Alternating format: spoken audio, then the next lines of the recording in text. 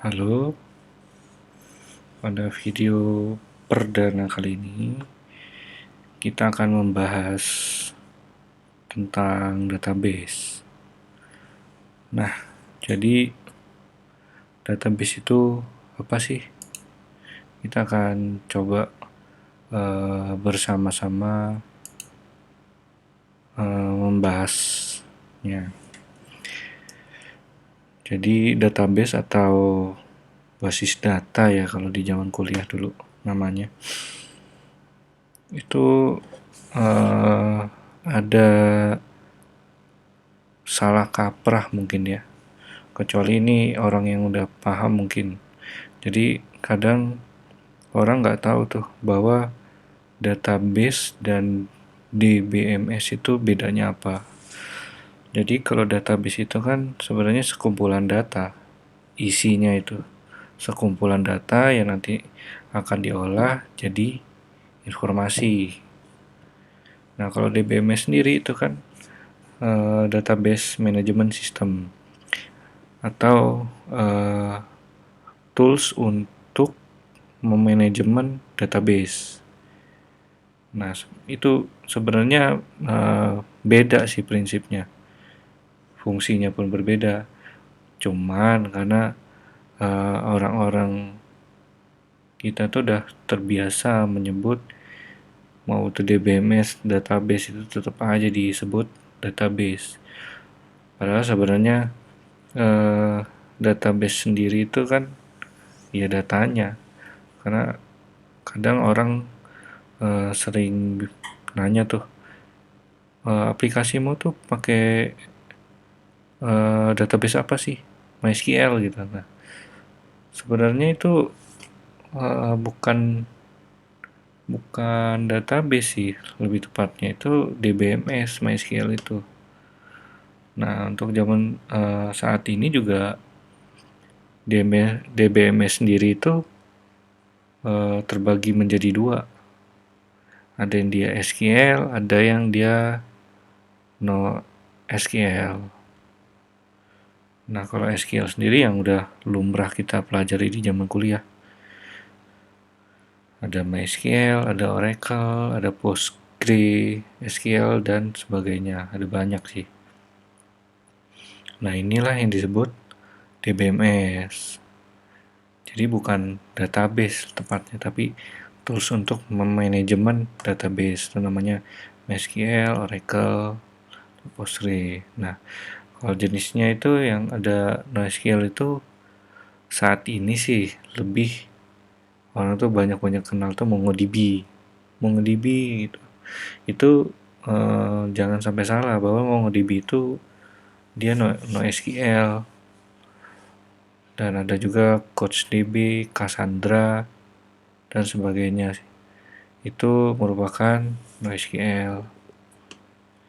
Nah, kalau untuk eh, lebih jelasnya mungkin ke depan kita akan coba praktek ya salah satu di antara SQL dan NoSQL. Jadi SQL itu nanti salah satu kita praktikan, NoSQL juga salah satu kita praktikan nanti. Oke, jadi istilah-istilah dari dunia database bagi teman-teman yang mau terjun fokus di database ada baiknya untuk tahu dulu nih istilah-istilah umumnya yang harus diketahui.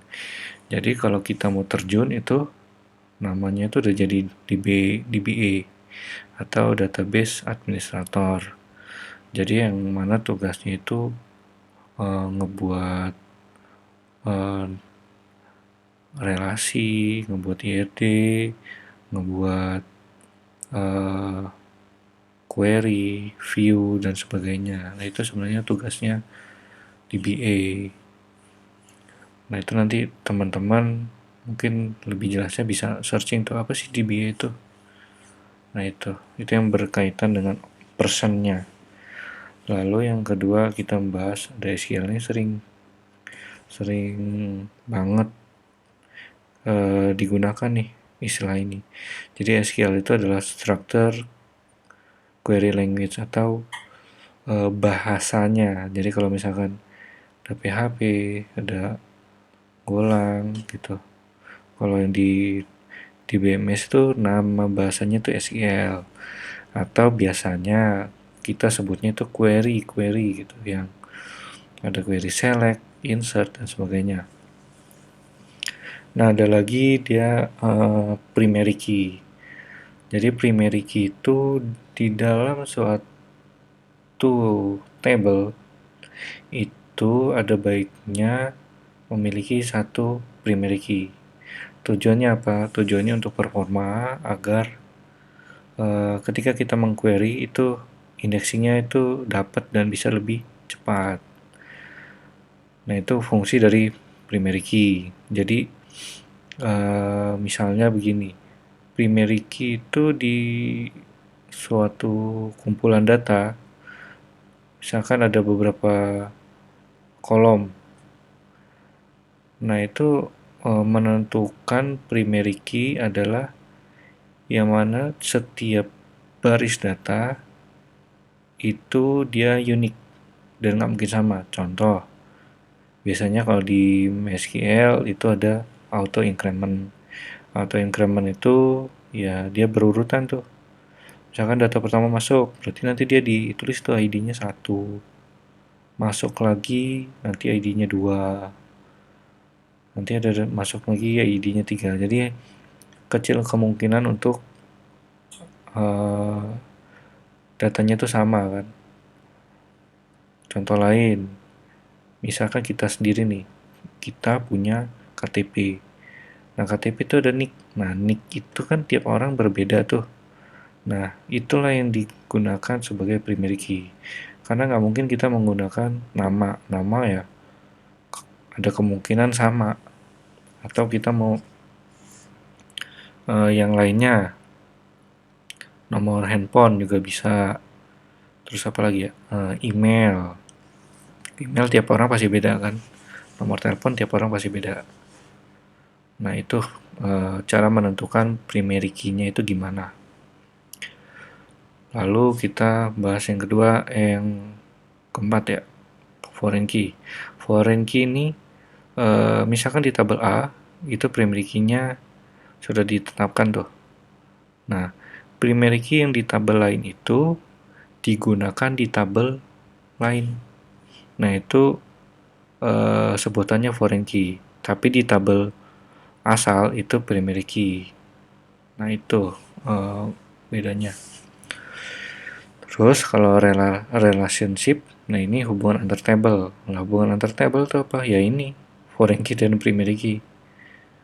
Nah, kalau cardinality, nah ini yang mungkin teman-teman sering dengar. One to one, ada one to many, ada many to many. Nah, ini kardinalitas tiap entitasnya itu apa sih? Contohnya kita nyebutnya bisa dibilang KPR ya mungkin ya, kredit perumahan rakyat itu. Jadi hubungannya itu one to one tuh. Setiap orang atau setiap kakak ya, setiap kakak itu hanya diperbolehkan memiliki satu KPR yang bantuan dari pemerintah itu. Nah, itu contoh one to one. Kalau one to many, contohnya satu ke banyak.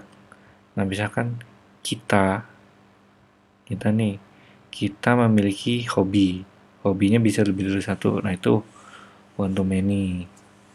Nah, kalau many to many ya kebalikannya tuh dia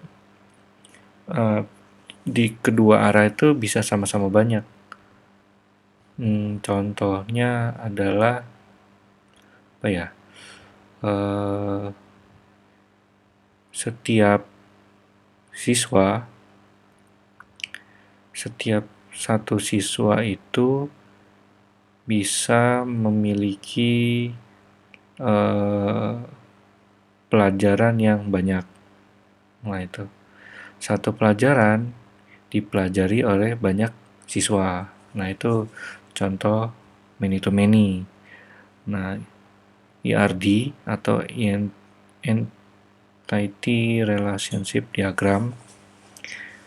Ini lebih ke diagram ya, atau gambaran tuh.